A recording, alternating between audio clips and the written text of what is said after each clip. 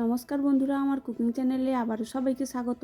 আজ আমি আপনাদের জন্য নিয়ে চলে এসেছি গরম গরম চিকেন স্যান্ডউইচের রেসিপি। তারপরে কিছু মাংস আমি এখানে সেদ্ধ করে নেব। গ্যাসের মধ্যে একটা ফ্রাইং প্যান বসিয়ে দিয়েছি, ওর মধ্যে কিছুটা জল দিয়ে দেব আর দিয়ে দেব আগে থেকে ধুয়ে পরিষ্কার করে রাখা কয়েকটা চিকেনের বোনলেস টুকরো। তারপরে ওর মধ্যে স্বাদ মতো লবণ, ভিনিগার আর গোলমরিচের গুঁড়ো, একটা রসুনের কোয়া গ্রেট করে দিয়ে দেব। রসুন আর ভিনিগারটা দিলে মাংসের যে আঁশটে গন্ধটা থাকে ওটা চলে যাবে। তারপরে মাংসটা 10 থেকে 15 মিনিট ধরে ভালো করে সেদ্ধ করে নিতে হবে। এই স্যান্ডউইচটা সকালের বা বিকেলের জলখাবারে খেতে তো খুব ভালোই লাগে, কিন্তু বাচ্চাদের টিফিনেও বানিয়ে দিতে পারেন, তারা খুব পছন্দ করবে। মাংসগুলো ভালো করে সেদ্ধ করে আমি এখানে নামিয়ে জল ঝরিয়ে কিছুক্ষণ ঠান্ডা করে নিয়েছি। তারপরে হাত দিয়ে ভালো করে মাংসগুলো ছোট ছোট টুকরো করে নেব। তারপরে একটা পাত্রের মধ্যে আমি টুকরো করে রাখা মাংসগুলো নিয়ে নেব।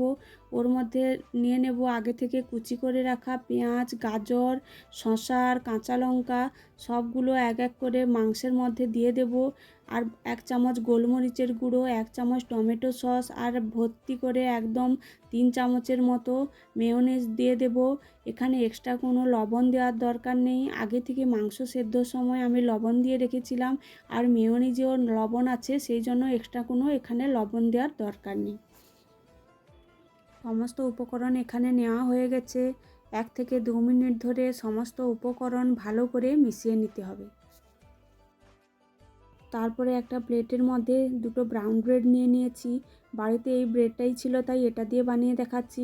আপনারা চাইলে নর্মাল ব্রেড দিয়েও এটা বানিয়ে নিতে পারেন।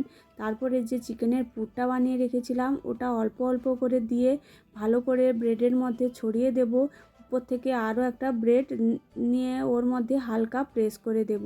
এইভাবে সমস্ত স্যান্ডউইচগুলো আমি ভালো করে বানিয়ে এক সাইডে রেখে দেব।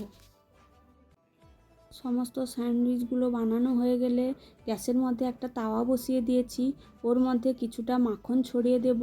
তারপরে এক একটা করে স্যান্ডউইচ দিয়ে এপাশ ওপাশ উল্টে অল্প আঁচে একদম লাল লাল করে সেকে নামিয়ে নেব। এইভাবে সমস্ত স্যান্ডউইচগুলো আমি সেকে নেব। সবগুলো সেকা হয়ে গেলে একটা প্লেটের মধ্যে নামিয়ে নেব, নিয়ে মাঝ বরাবর 2 টুকরো করে কেটে নেব। তারপর ছুরি দিয়ে কেটে পরিবেশন করুন গরম গরম স্যান্ডউইচ।